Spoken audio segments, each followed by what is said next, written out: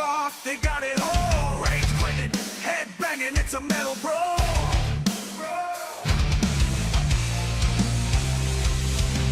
Mental meltdown, giving in flames.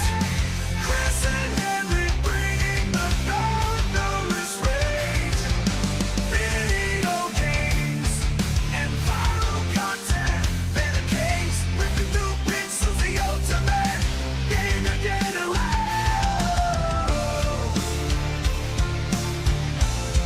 The ultimate.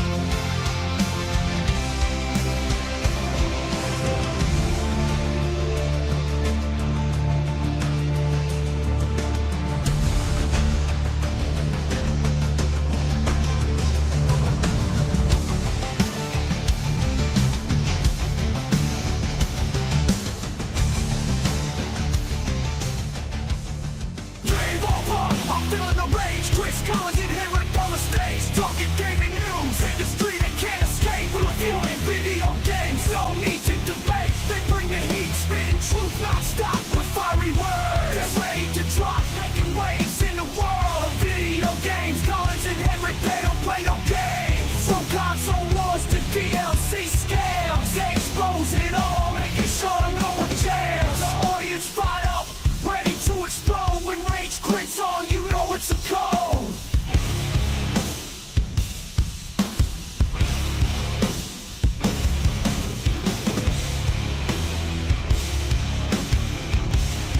You know it's a code.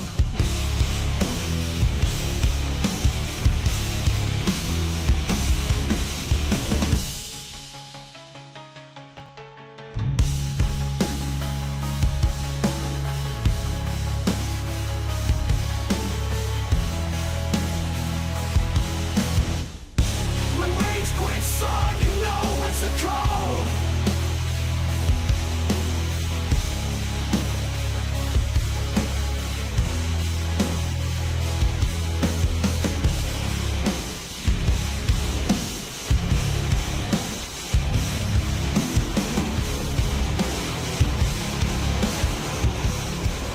Rage quit. Rage quit. I'm losing my mind. Chris and Henry, they're talking gaming all the time. Rage quit. Rage quit. It's a love-hate affair, but I keep coming back. Ain't nothing else to compare.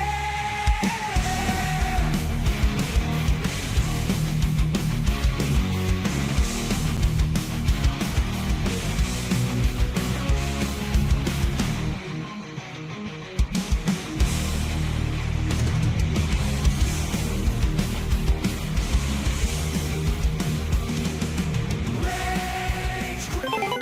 It's a love-hate affair.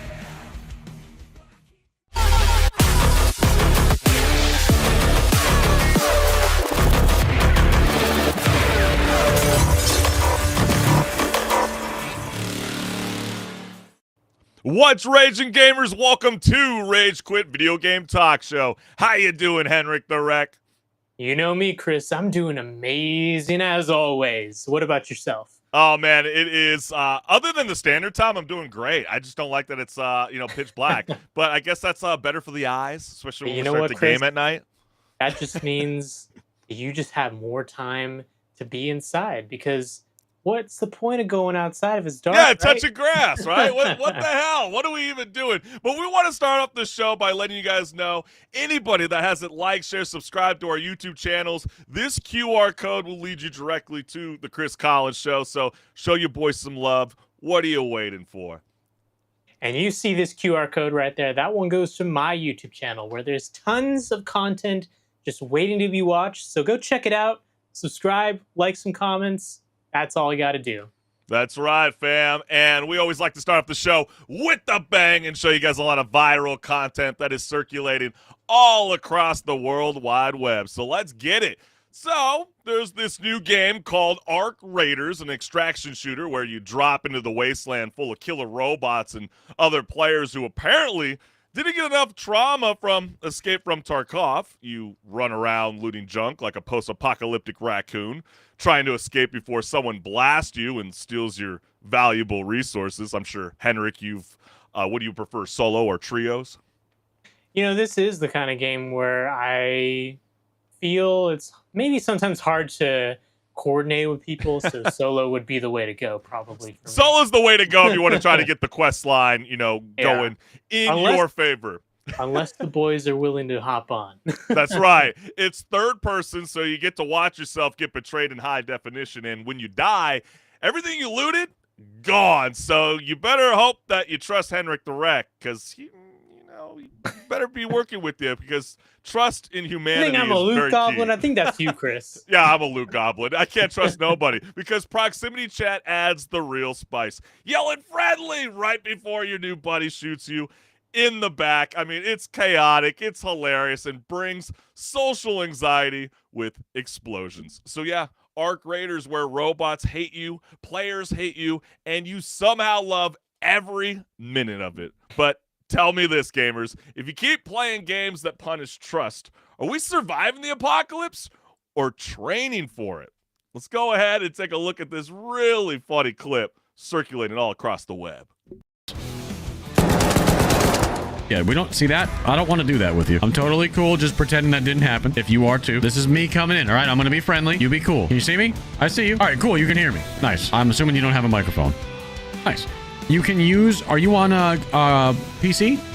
Okay, so on PC, if you press and hold down... What key is it? Let me see here for you. It's G. It gives you a little emote wheel, and you can, if you don't have a microphone... Nice. Yeah, exactly. Just like that. Like, you can ask to team up. You can say sorry. You can say don't shoot if you're friendly. Don't shoot! Ah! You fucking bitch! I'll remember that! I'll remember that on the full release, you son of a bitch! I'm coming for you October 30th, you piece of fuck! Oh, he was a streamer! He was a streamer, too! You can say sorry. You can say don't shoot if you're friendly. You fucking bitch! I'll remember that! I'll remember that on the full release, you son of a bitch! You piece of... I think we just saw a villain origin story. Did we now? I know, right? Gotham is getting a little bit darker day by day with Arc Raiders. Yeah, this game is definitely going to test your wit. It's going to definitely test your patience. And teamwork makes the dream work, right? Or not. You decide, Raiders. So let's go ahead and dive right on into the comments, because the first one reads, guy with the cop flag in the back was real eager to shoot someone who wasn't a threat. Checks out. Damn. So you're saying the men and women in blue just don't play well in Arc Raiders? That's brutal. That's what they're saying. There's always going to be a few bad apples in a lot of things in life, okay? Yeah. Not everybody's represented under what Nate is suggesting. And then, I will find you, and I will kill you. Like I said, villain origin story. Yeah, Liam Neeson is now going to be hunting you down. Well, Liam Neeson's so iconic in Taken. Like, that is so good. Super glory. And then last, might be the first time I used pen and paper in a long time. I'm writing names on a list, so I never forget. And then I try to be friendly 5 times. I die 5 times. Recommendation, shoot everything that moves. So there you have it. It's not a bad choice in a game where you are intended to just be a scavenger, a loot goblin, if you want to call it that. Yeah, why use the emote wheel? You might as well turn on your mics, fam. Yeah, shoot first, ask later. That's right, HenricK.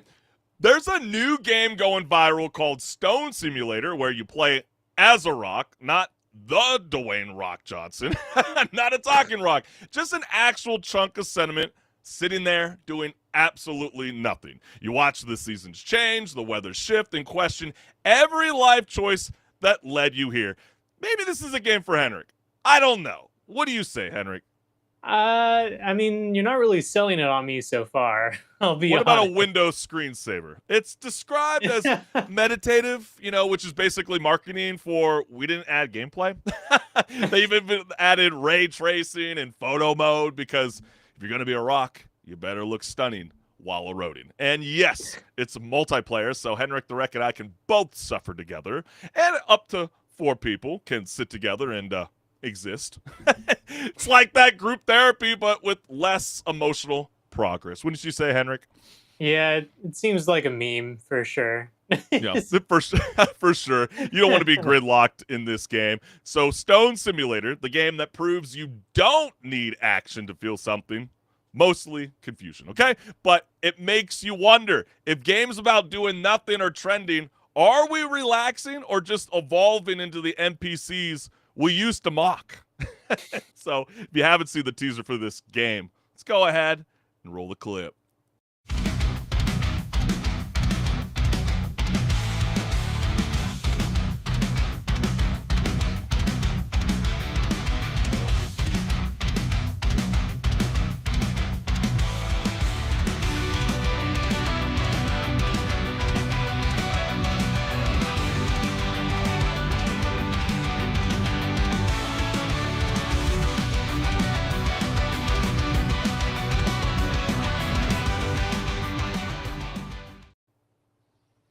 Finally, something for those nights when you don't know what to play.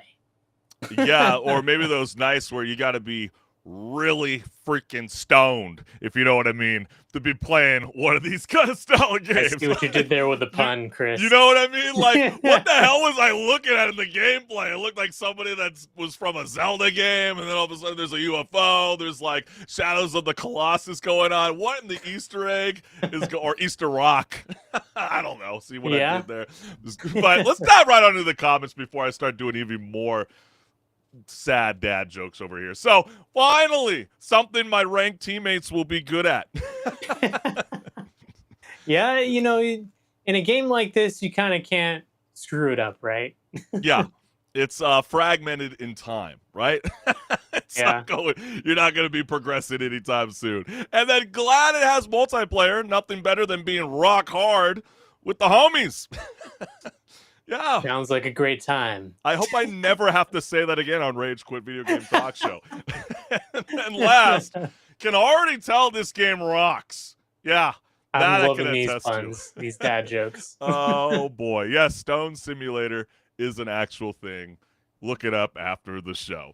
But let's keep it rolling, because Assassin's Creed just dropped an update that has the internet acting like the franchise just hit the self-destruct button. In Shadows, you can now buy the Far Future Duel Pack, which lets Yasuke, an actual 16th century samurai, run around with a plasma rifle and cyber ninja suit. And the keyboard warriors are crying, IG is on fire, and somewhere an assassin is throwing their hidden blade into the ocean. So meanwhile, the same company, Ubisoft, that canceled a game set after the Civil War about a formerly enslaved black man taking on the KKK because, God forbid, that was too political. But laser guns in feudal Japan, totally fine, HenricK. Let's go ahead and ship it, right? Like, this is fantastic. And so now gamers are asking, is this still Assassin's Creed, or did we just watch the franchise buy a one-way ticket to Fortnite Island? What do you say about that, HenricK? It sounds a little outlandish, but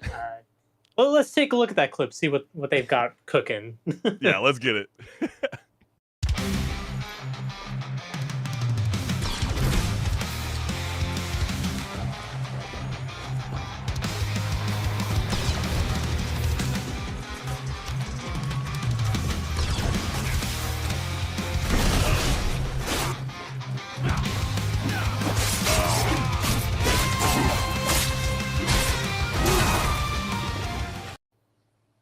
You know, I know that technically the Assassin's Creed series is science fiction, technically, but this just looks really out of place. Really? Yeah. Even for Assassin's Creed game, the Animus, you don't see how that would actually really work out? I don't really see an issue with it. I just think people are haters. Like, again, this is a thing that wasn't a part of the game. It's something that if you are a diehard or maybe a completionist, you buy it and you want to screw around in the world that you love, which is the Assassin's Creed series. But then again, HenricK, I'm sure a lot of people have a lot of things to say. And yes, that is the glory of the World Wide Web. So let's dive right on into the comments. First one reads, yes, historically accurate.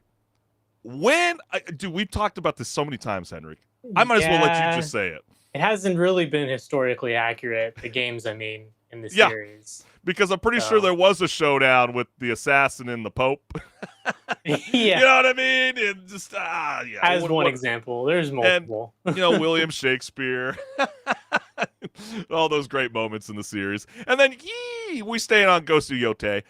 That's really because you got to find that separation. I guess there is that line in the sand for gamers, Henrik.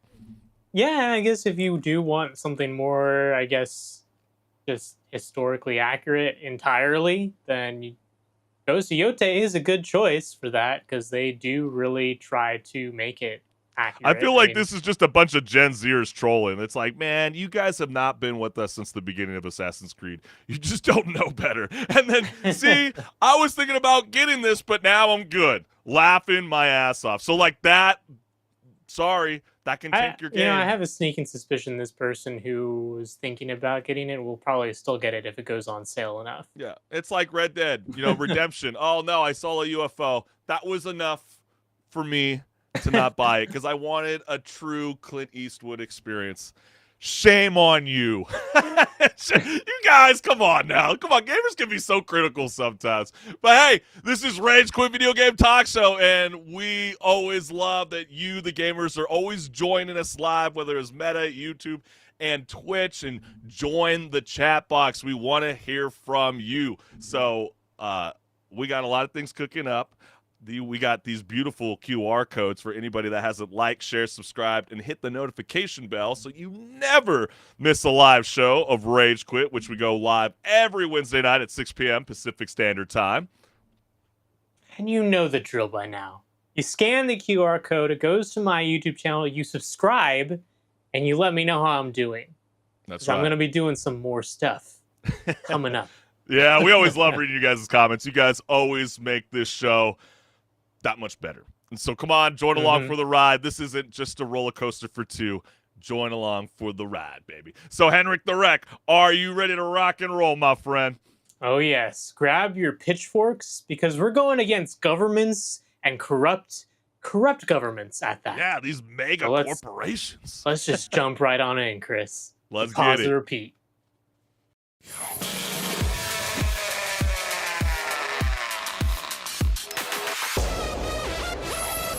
Hey everyone, this is Pause or Repeat. Here we figure out whether a game is really worth your time and money. Today's game is The Outer Worlds 2.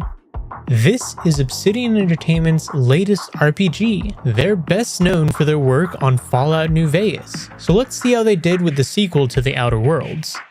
Immediately thrown into the action, you assume the role of an Earth Directorate agent. These agents are sent to uncover the source of rifts, pockets of destabilized space-time that have been cropping up in the Arcadia star system. Your choices matter, as do your actions. Keep this in mind as you go about your business. But now the question still stands. Pause or repeat? Alright, this is a game, Chris, where your choices really matter, even from the very beginning of the game. You get to choose, not only am I going to go in guns blazing, or am I going to go and sneak around, take one guy out at a time. Now, it's more than just that. This is a full-blown RPG.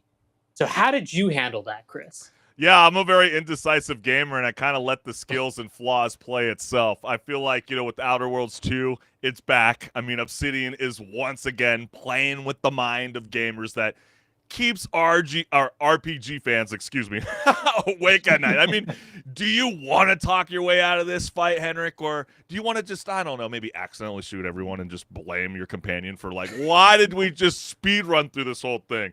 But how did you, approach this whole, style of game, especially with the, the new rendition to this universe? I was kind of surprised because typically in a game like this, I tend to be the kind of person who decides from the very beginning, okay, I'm going to sneak around. It's why I chose hacking as one of the the skills to learn from the get-go, because I was thinking, okay, if I know how to hack things, then I can kind of sneak around more, and sneaking was the other thing because I really wanted to be stealthy. But after maybe halfway through the the introduction mission, I was like, you know what? I have probably a lot of guns that I'm going to miss out on if I just sneak around. So let's just go guns blazing for a bit. And actually, it was some way, Yeah. I would say it was pretty satisfying to I think it's a little pop bit more people's sad. heads. Yeah, I was about to say, I kind of felt myself not being so very diplomatic myself. Usually I'm the kind of person in these kind of style of worlds, especially with the creators of Fallout New Vegas. Like, I always feel like, the strong suit is the speech, the delivery of meeting all these wonderful characters that are in this galaxy that they've created. And that's why, you start to wonder, like, what is that perfect starting skill to really focus on, whether it was medical or speech or, like you said, hacking or lock picking. And yeah, I felt like I'm that doesn't surprise me, HenricK.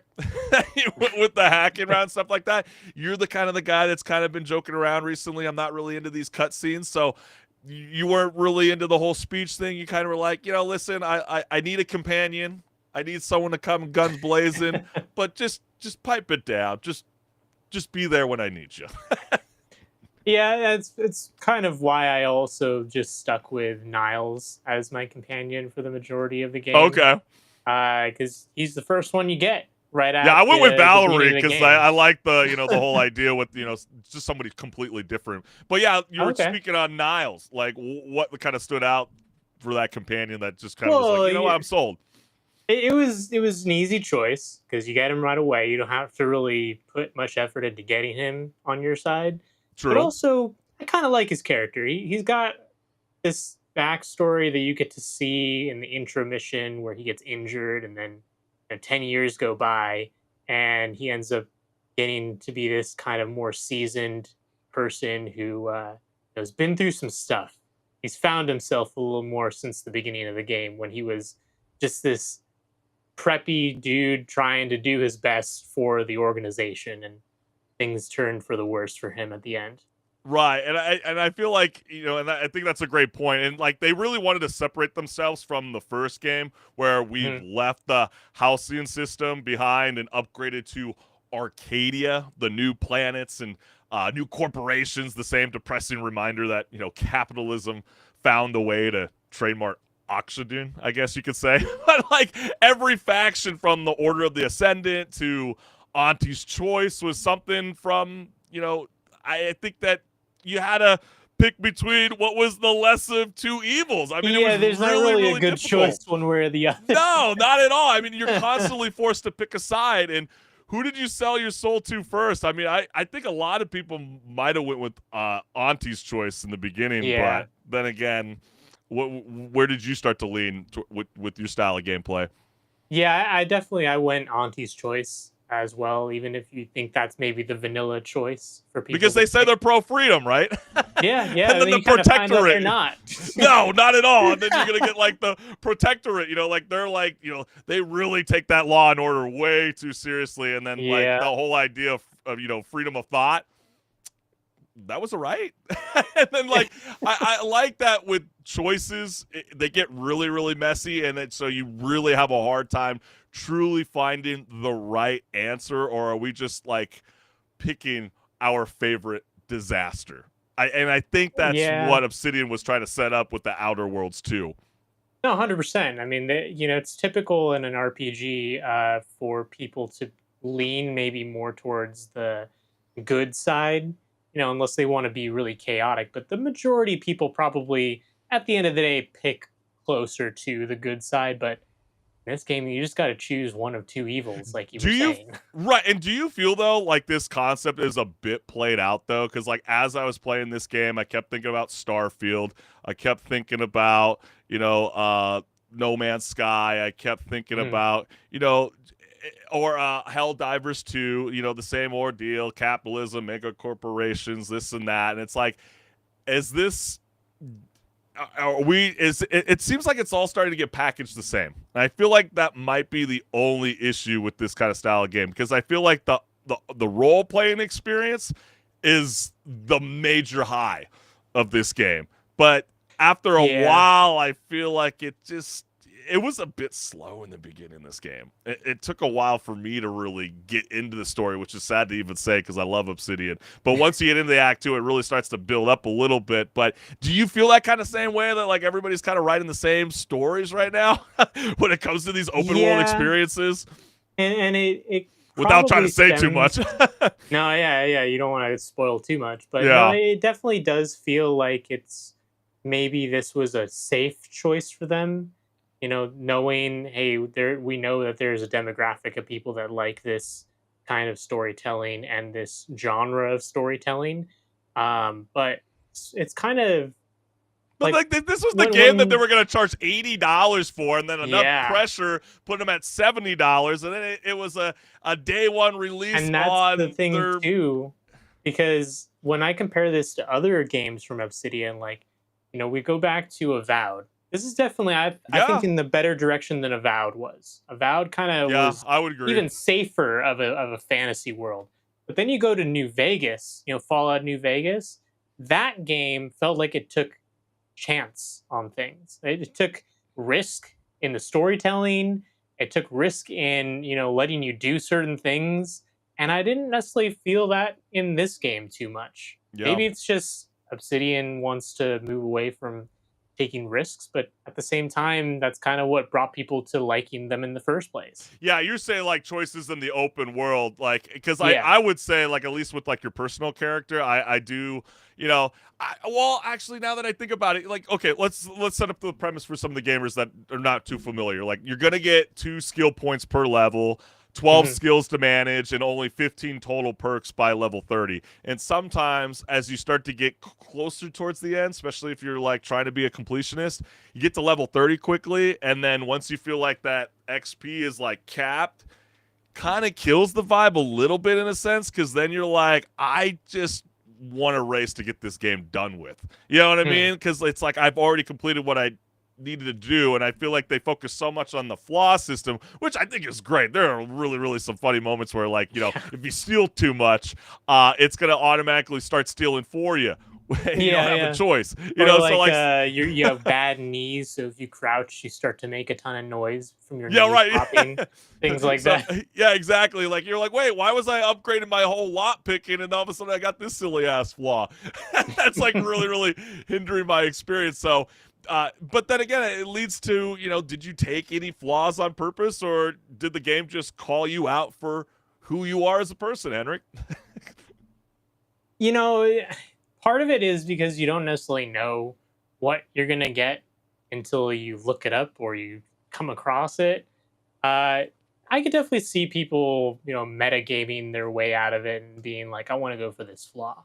But at the same time, this is the kind of game where you're not supposed to do that. Just roll the Right. punches, get what you And it's get, kind of and that's it. and it's kind of interesting too. Like they were trying to recommend at first, like to some gamers, like maybe during your first play through, you might not want to add it with the flaws. But I feel like the flaws were the focus to this game, because with the flaws, I feel like that's where the replayability could happen for some gamers. You know what I mean? Where they Yeah, might go, yeah. maybe if I play this a little bit differently the next time around, maybe I'll have a totally different game experience from the last. And I think that's huge, because I'm sure when I saw that one flaw, because it didn't happen for me, I had to look up some of the ones that I missed, but like foot in the mouth syndrome, I have to say that had to be you. Did you land on that flaw, like where you No, just I kept did not skipping get all that the one. Oh, you did not get that one? That was pretty funny, where like if you start skipping dialogue after a while, like they're like, you're clearly can't be trusted with the choice, so like you start to have like a time limit of like how fast you have to pick your choice. And so I think there's some really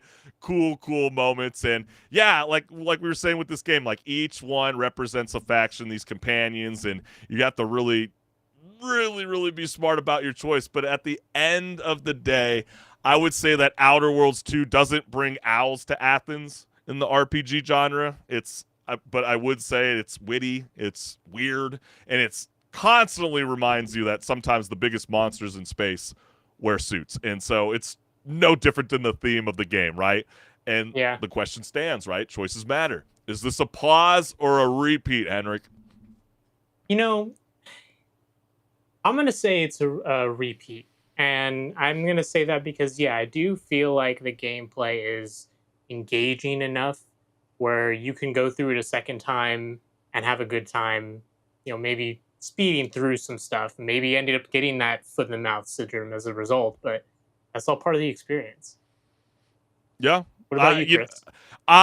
It's like it's so in between. Like part of me says pause for the pricing of it. I think it's really cool if you can pick it up on like a subscription service currently right now and then burn through it. And then if it goes on sale, then it's like, yeah, you're definitely going to get that replayability. So I'm going to be fair too. I'm going to call it a repeat because it definitely leans more towards the repeat route. But there is that little moment where it's like, I just, at the moment, to pay for it at the retail rate, I don't know. Yeah, that's fair because it is a premium game, so it's pretty expensive. Well, yeah, I mean, they try to push it at $80 and then drop the $10 and then like, hey, let's do it as a day one release. But hey, that's where you, the gamers, need to decide. Pull out your controllers. Let us know. Is this a pause to play something new or a repeat for endless fun? But hey, stick around because Rage Quit Video Game Talk Show's got so much left in store. So, HenricK the Wreck, are you ready to rock and roll, my friend? Oh, yeah. Pull that trigger, Chris, because it's time to talk about more games. Let's get it.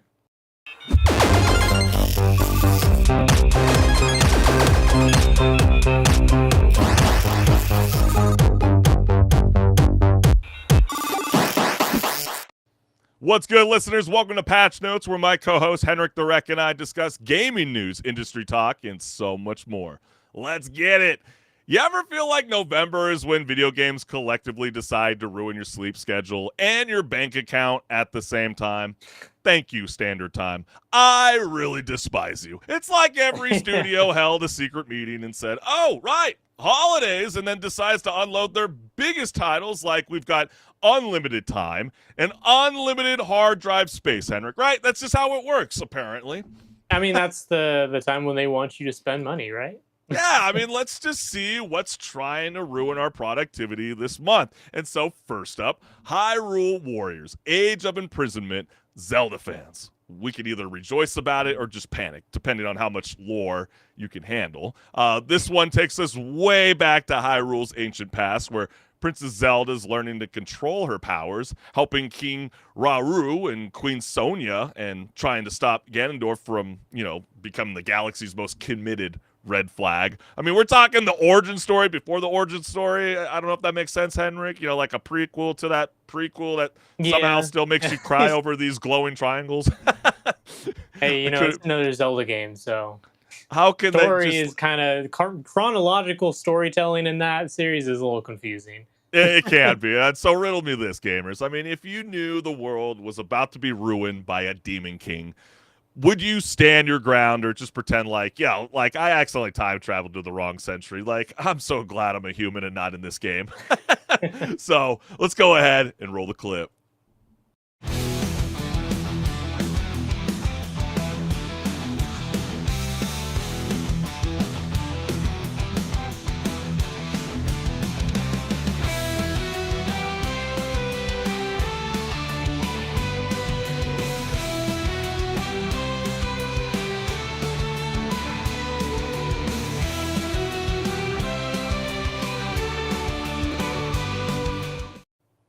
At the end of the day, I am a Zelda fan.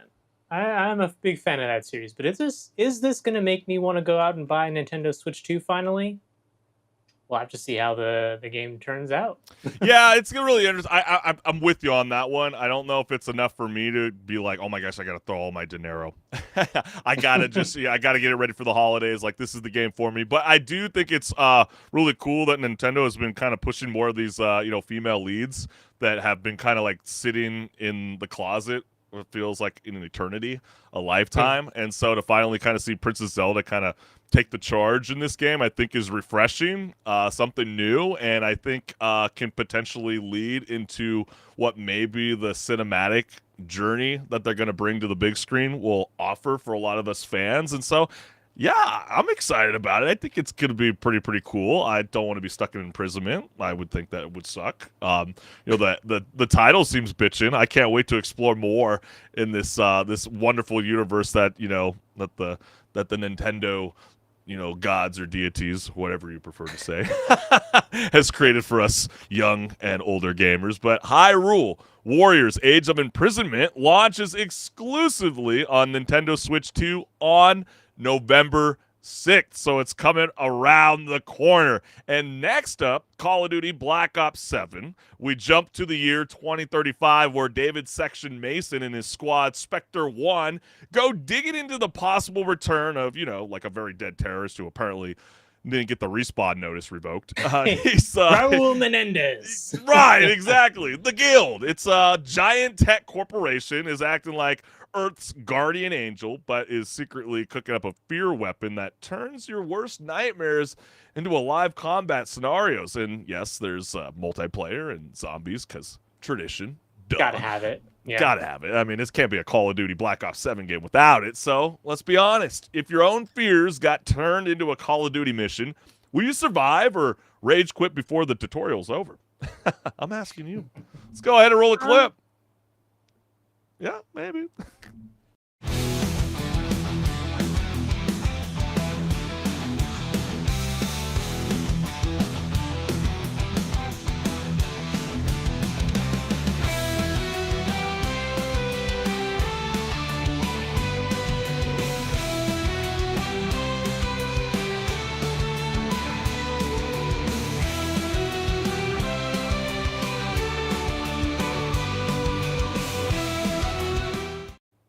All right, we've done this song and dance before where a Call of Duty game gets announced. There's a collective groan in the audience because they see it's another Call of Duty game. And it comes out and it still does really well. You think that'll happen again, Chris? I feel like I am a part of that group. A little bit of a collective groan.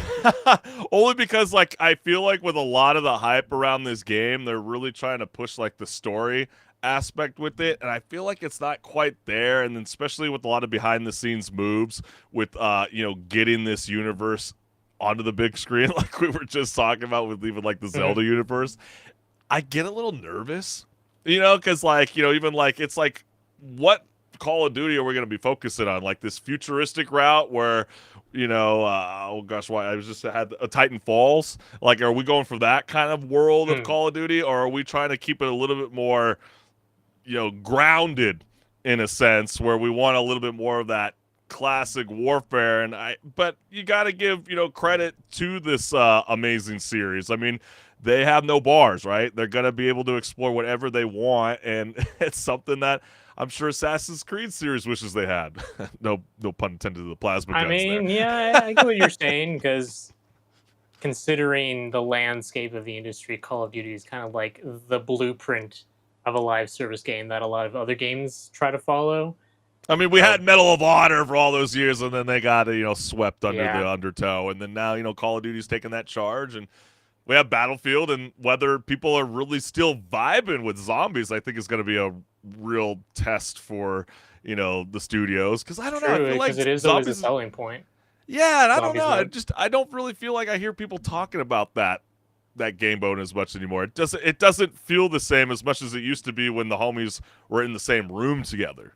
You know what I mean? All clogging up the same screen. I think that's where the experience lies. But Call of Duty Black Ops 7 launches on PC, PS5, and Xbox Series XS on November 14th. And finally, where winds meet. Set in the 10th century China, this game throws you into a world of wuxia. That's what legends. I didn't even know what the hell these guys were, but I think that's what's really cool about video games, right? You get to learn about different historical contexts that are obviously going to be thrown into a bit of a fantasy. Clearly, what you're about to see real soon. But you're going to be gliding across rooftops, slicing through lies and enemies, and trying to figure out who you are while looking dramatically into the horizon. The wind carries secrets, swords, settle arguments, and honestly, it's the kind of game that makes you want to start meditating, then immediately kick someone through a bamboo wall. Don't you say, HenricK? I mean, and it's free to play. That's pretty badass. Yeah, I mean, when you look at this, cake. Yeah, you start to look at this gameplay and you're like, wait, what the hell? They packaged this as a free-to-play game? So if Destiny offered you the chance to roam the land as a legendary warrior, would you rise to glory or just accidentally meditate through the apocalypse? That's your question. Don't settle on the pause button. We need you, gamers. Let's go ahead and roll the clip.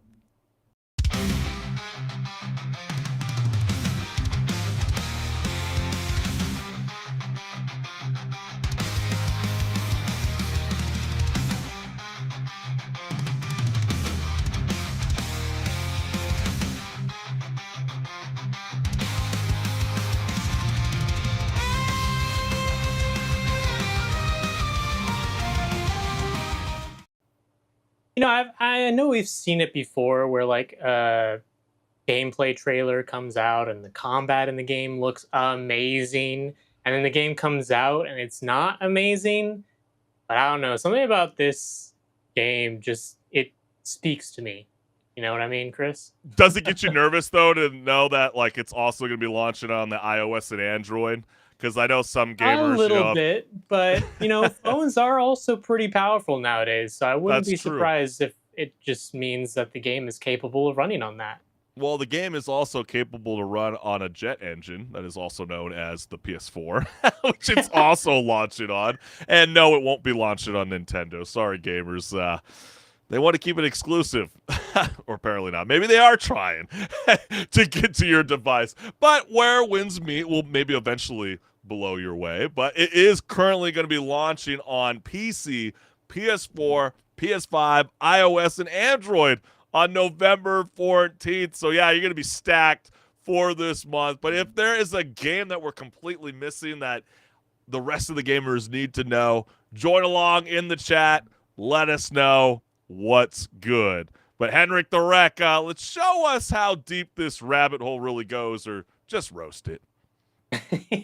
Well, Japan, I was just there not too long ago, and they are now leading the charge against OpenAI with a group called Coda, because nothing says we mean business like a name that literally means ending.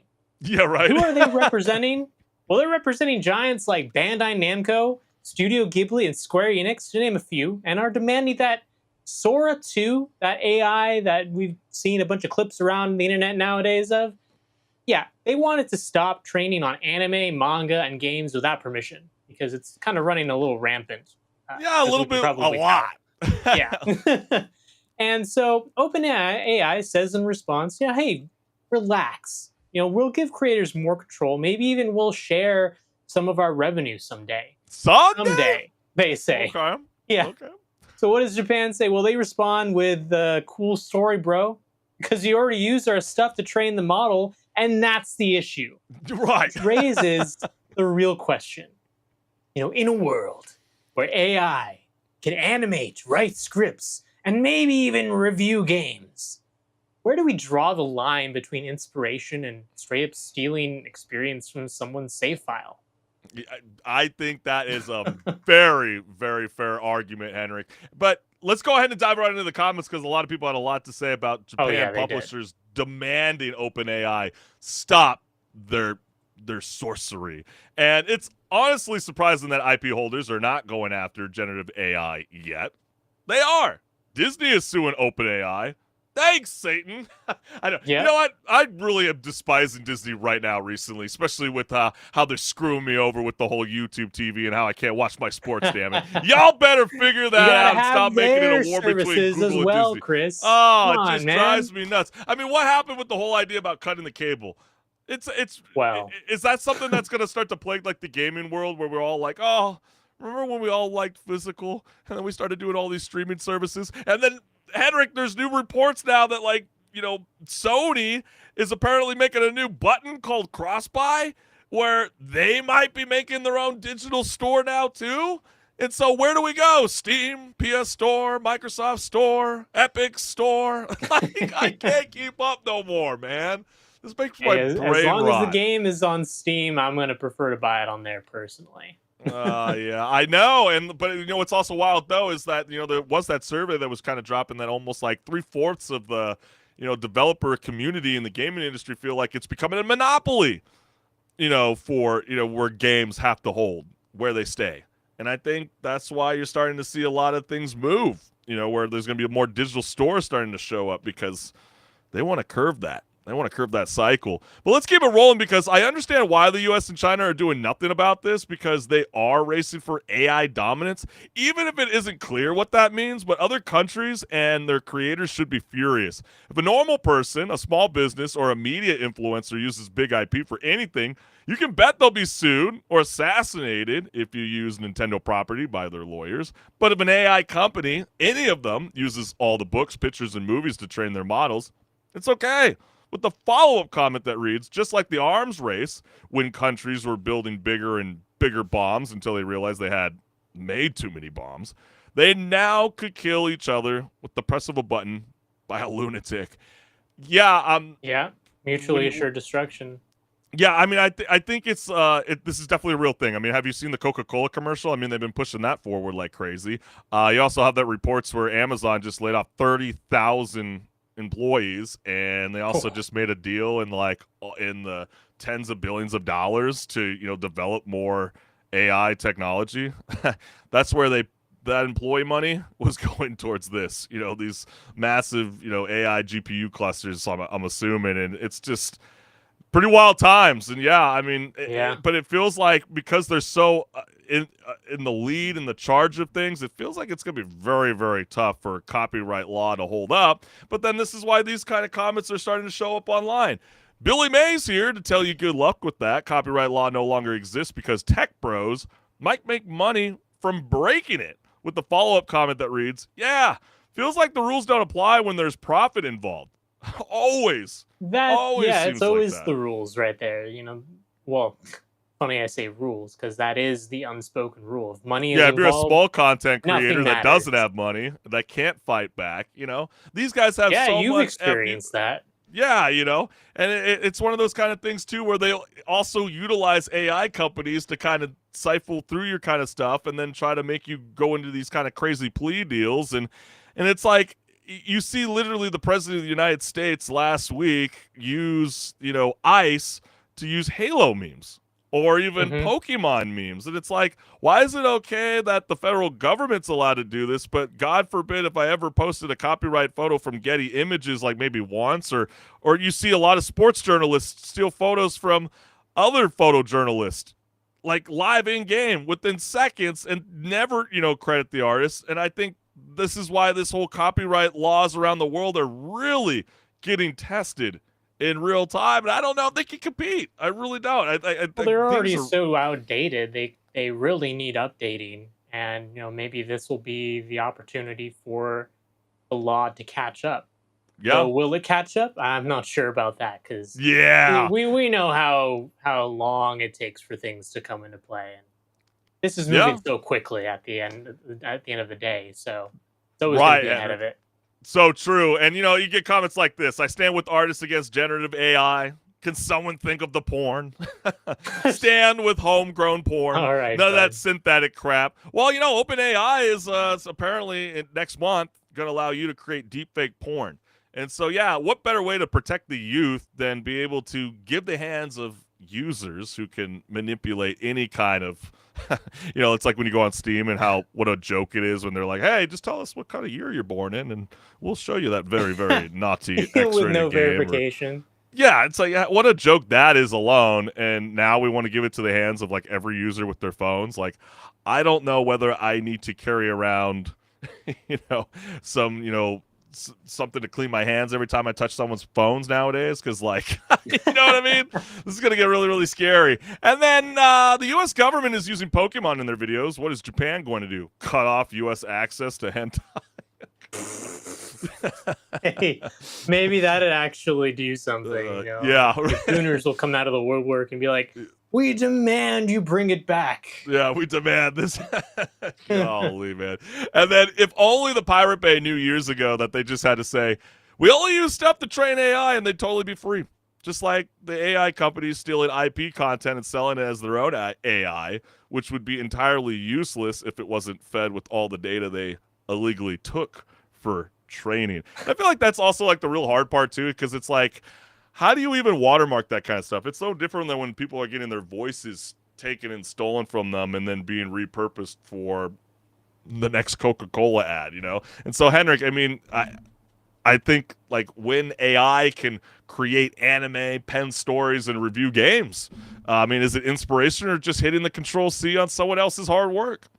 Well, I think you can tell it's a problem that's, just getting more and more of a problem. And you can tell that if you are on any social media and you just scroll around, because guarantee you it's only going to take a few minutes before you come across something that was AI generated and is stealing someone's work. And you might not even know because it Yeah. might be so good, so convincing in the moment as you're scrolling by, or taking that quick look at it, that you don't even have the opportunity to know whether it's AI or not. You just kind of assume, okay, someone did that. Or maybe you're on the other fence and you assume everything's AI Yeah, nowadays. I Some people are always like get that too. Yeah, and I always wonder like how that would even operate in like the meme culture too. Like, I mean, we're gonna become like a police state online, in a sense where we're gonna let like certain federal governments kind of dictate like what you can and can't post. Like Hmm. that's where I get a little fearful about. Yeah, I can see why it would be problematic that like Sora 2 can like instantly pump out a South Park episode within 20 to 25 minutes, but I think that's also showing where a lot of the entertainment industry is moving, and it's like you have to embrace AI one way or another. I know I'm not answering the copyright question, but it also just makes me think about how frustrating it used to be in high school, even college courses, not being able to bring a calculator into a math class. It's like, what do you mean? We all use it for our daily lives. Like it's like it's a very, very difficult question. Very, very Yeah. difficult.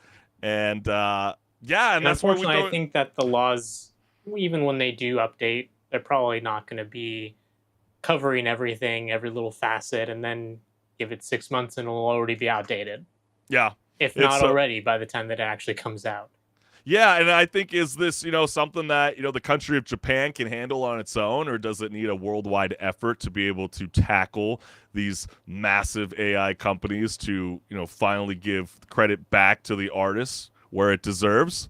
Do you have a solution for this, gamers? And if so, let us know what's good. But let's keep it moving because Fortnite has done it again. They found a new way to sell us nothing and make it adorable. Between the Simpsons miniseason, which is freaking badass. If you haven't jumped in, what the hell are you waiting for, gamers? And their new Sidekicks feature. Epic Games basically said, what a Pokemon, but with more capitalism. And why are you saying this, Chris? Well, these sidekicks are little pet buddies who follow you around in any mode. They're adorable, they're loyal, and absolutely here to drain your wallet. They look like Pokemon if Pokemon were raised on PAL World and battle passes. But here's the kicker. You can't fully customize them. No. Unlike literally every skin, vehicle, or pickaxe in the game, these sidekicks come with locked appearances. And if you want to change how they look, pay up. Epic Games basically said, why let players be creative for free when we can charge them to repaint a cartoon banana dog named Peels? Like, how crazy does Gotta that get sound, that HenricK? dinero.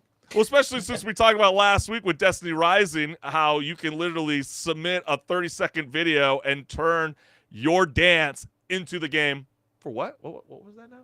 I can't For hear you free. speak up. For free, Yeah, for for free, free. right, HenricK? And don't forget, these things don't boost your stats. They don't protect you. They don't even bark when someone's aiming at your head. And all they do is they sit there, they look cute, and potentially give away your hiding spot. That's it. It's like buying camouflage and then strapping a disco ball to your back. That's all it is. But of course, kids are going to buy them because Fortnite isn't just a game anymore. It's a fashion show where the only rule is spend money to look slightly different while dying the exact same way. So here's the real question, gamers.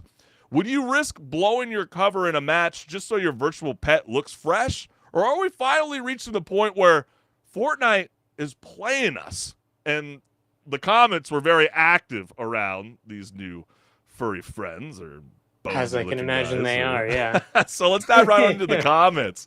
First one reads, I thought only being able to edit sidekicks once was a strange choice, but it looks like Epic deliberately set it up this way to make money off of people who want to re-edit their sidekicks.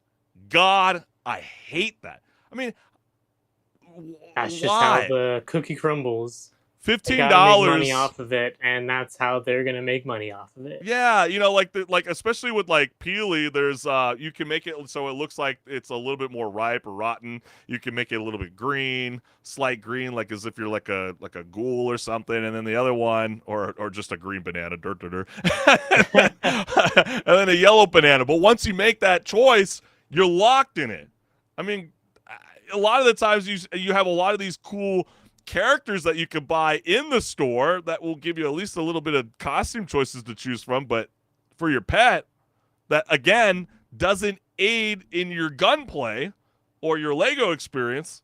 That's pretty freaking lame. And this is insane levels agreed. We need lots of backlash on this for change. Yeah, they backpedaled the car prices in Chapter 5, Season 1 after people got mad. So I really hope the community will band together and boycott this shit too. You remember how much those car prices cost? I know you don't play Fortnite, but do you remember, HenricK? I don't remember the exact pricing, but $40. I do remember it being yeah, something ridiculous like that. Like for $40, what could you buy right now? Arc Raiders, a fantastic game. So would you rather? So would you rather have a digital car that you can never take it to the dollar car wash to clean? Or would you rather play Arc Raiders and have a lifetime of fun playing an extraction shooter? I don't know. You tell me, gamers.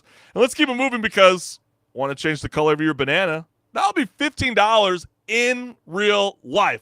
And the banana dog is in the battle pass, so you won't even be able to change it once you choose the color. And that's where they get you. They know that they're going to have reoccurring players, HenricK, that are going to be buying the battle pass. So they introduce it to you like, hey, look at this cool little feature that we got. And then you're like stuck with the choice like we're playing Outer Worlds 2. Wait, I didn't know I could go back. Wait, I didn't know I had flaws. Why are you testing my flaws? Well, that's a slippery slope. Hopefully one style will be much more appealing. I see what you did there. Bad jokes. And look at this, HenricK. This is wild. Check this out, gamers. Fortnite has the audacity to start sending out surveys now. On November 7th, Sidekicks will be coming to the Fortnite shop. Players will be able to purchase and own more than one of the same Sidekick, all in bold, which would allow you to lock in different basic features. Given that you can only customize basic features once, how do you feel about having to purchase an additional copy of the same Sidekick if you want to customize your Sidekick with different basic features? It is definitely a money grab. Well, HenricK, like blatant money grab. Isn't that crazy that we have to report this on Rage Quit Video Game Talk Show that this is a legit screenshot of an Epic Games Fortnite survey? Like, what an absolute joke. Hey, we know that we're screwing with your wallet. I know that you left the gun in the holster and you keep shooting yourself in the foot, but we just know that you still have 4 toes. You willing to lose another? And then it's like, what are we doing? And then I still find the shoes a bigger scam than this. I know the shoes, bro. It pisses me off. I have certain friends that buy the shoes. I don't want to hear about the shoes. Don't talk about the shoes. You are the biggest loser of all the gaming. You are the problem with what's happening with the Battle Royale scene. And then 100%, never bought shoes, never will. Also, will never buy a Sidekick. I bought a car and I liked, and then some skins I wanted, and get the battle passes. That's all for me. Yeah, it's like where people are clowning like other gamers for, wearing the blue skin, in Battlefield 6. If I see you wearing a shoe and you're on my team, I'm not going to pick you up. No, I can't pick you up.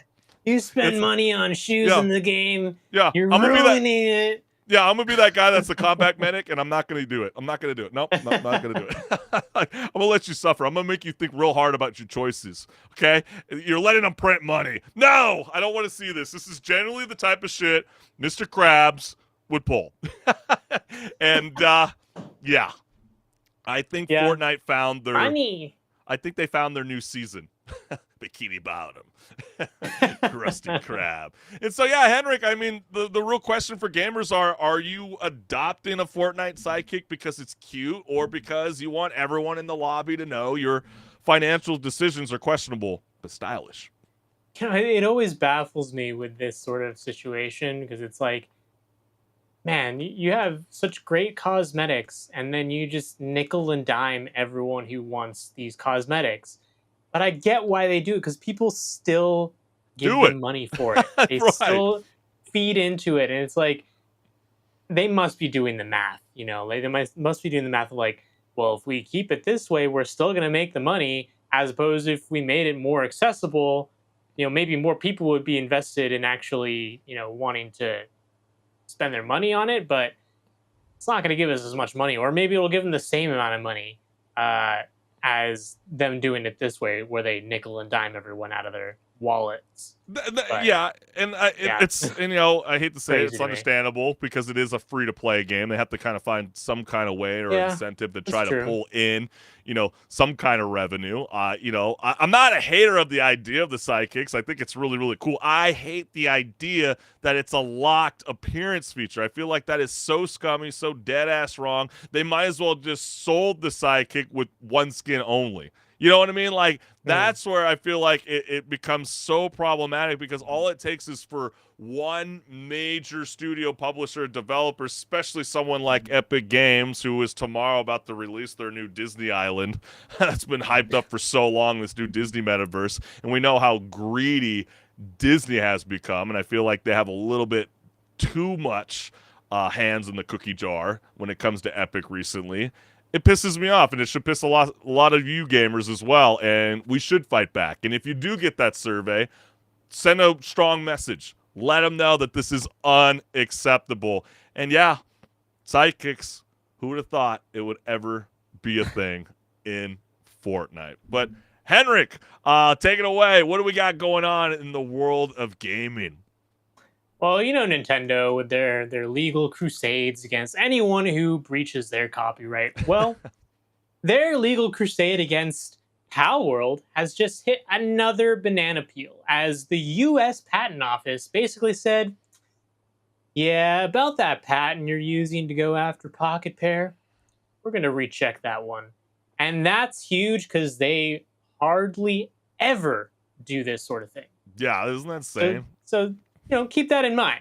They Been a ordered a decade. rare re-exam of one of Nintendo's patents after finding out Konami, of all people, that Right. company, described something similar back in, get this, 2002. And Nintendo also did themselves back in 2019. So it's just been thrown around already multiple times, clearly. And even Japan's patent office has recently said Nintendo's creature catching system wasn't exactly groundbreaking. So, all in all, it's been a rough week to be a lawyer at Mario HQ. Should have hired Luigi's firm. Yeah, exactly. So, Nintendo doesn't own monster catching. Are we about to get a new wave of off brand critters? Or actually, is this just a lawsuit waiting to happen? Yeah. Because they have their fingers ready to go on that, I'm sure. Oh, absolutely. And I'm sure there are going to be a lot of off-brand critters. We've already seen it. Pal World with guns, or Yep. Pokemon with guns. But let's dive into the comments and see what gamers around the world have to say about this patent war that's now just, exploded. It's gone nuclear. And whoever signed off on that patent in the first place should be fired.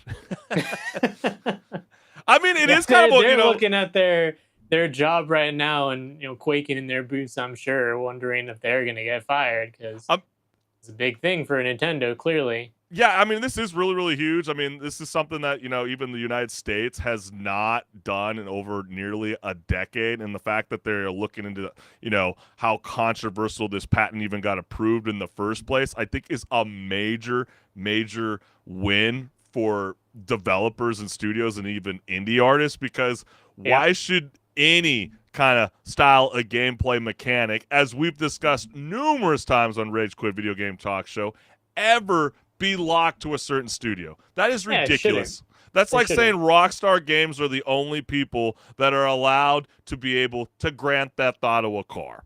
Right? Like, how Yeah. stupid does that sound, right? And That- it's not just been Nintendo, it's been other companies that have done this sort of thing. It's just Nintendo is the one in the spotlight here. Absolutely. And yeah, you got Warner Brother lawyers, when they realize they just stranglehold on the Nemesis system, could be in jeopardy because Nintendo got too greedy.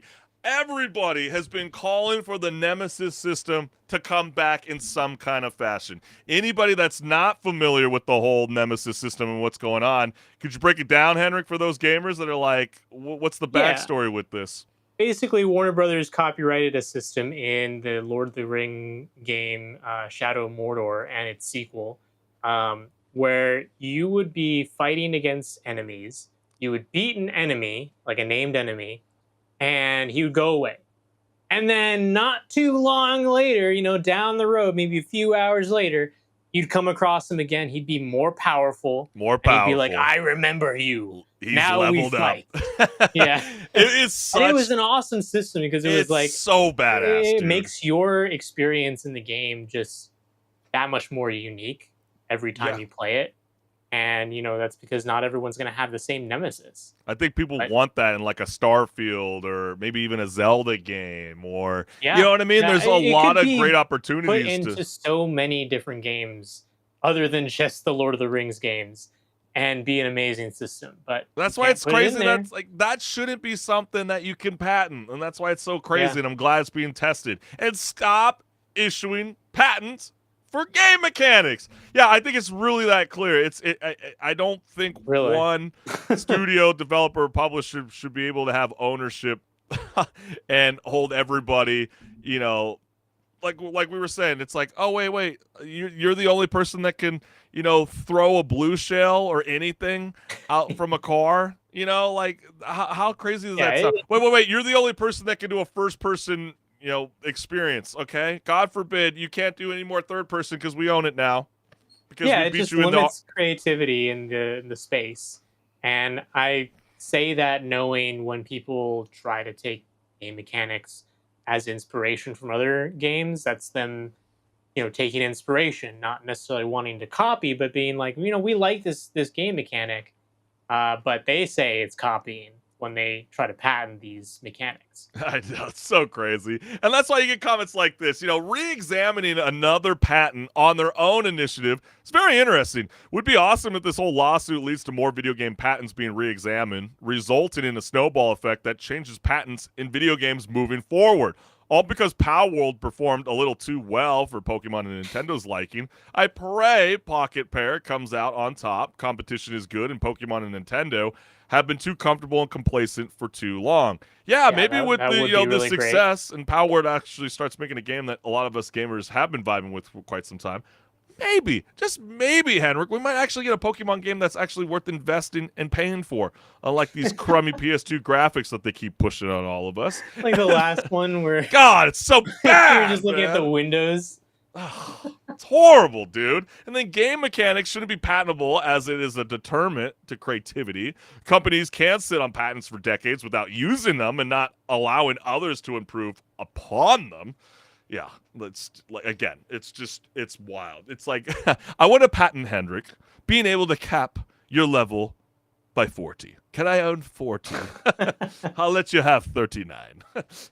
But you can never have the level cap of 40. And then, I can't believe I'm saying this, but let's effing go. U.S. Patent Office, show Nintendo that they cannot patent game mechanics. And yeah, I think it's also a really, really major win. I mean, if monster collecting is up for grabs, or we about to see like a golden age of, innovation or just slightly, off knockoffs in every Steam sale. Yeah, I would think so. Well, I think there's already been some games definitely taking inspiration from Pokemon, and I think maybe this will be just an opportunity for more indie developers, probably more than anything else, to be like, you know what, this is my moment. This is my chance. Think about like all those like simulator style games, and like someone could just like come in and go like, oh, well, we came up with the idea with the whole cash register system, and how are you going to be able to store your inventory? Well, you need to come through us first, and you need to pay us to be able to, take that. Like, what? Like, what are we talking about? Like, and I think like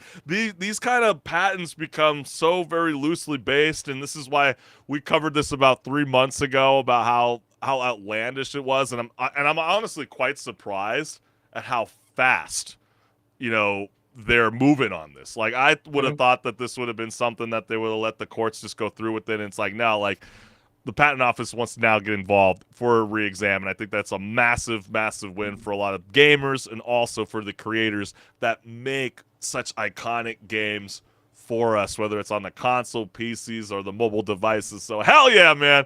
This is an awesome, awesome news and development. So clearly, if we get any more updates around this situation, trust me, Rage Quit Video Game Talk Show will be reporting on it. We'll let you know. Come on now, fam. But yeah, this is crazy. I mean, do you feel as though one studio should be able to hold on to their game mechanics? Is there something that we're missing in this argument that's not, that could be problematic potentially in the future?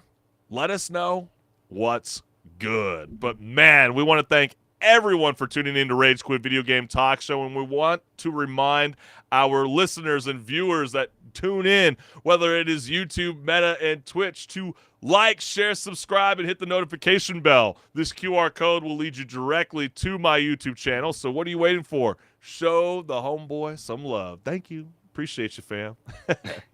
And here's this lovely QR code that Chris has just put up for me. It goes to my YouTube channel, where there's tons of content to just go watch. Leave some comments for me. Let me know how I'm doing. Let me know what you want to see also.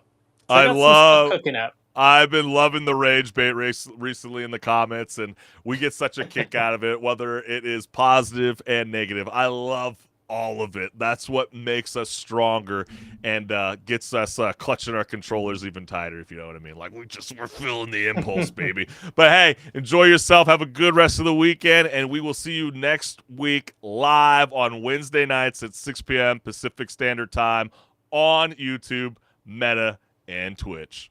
Peace. See ya.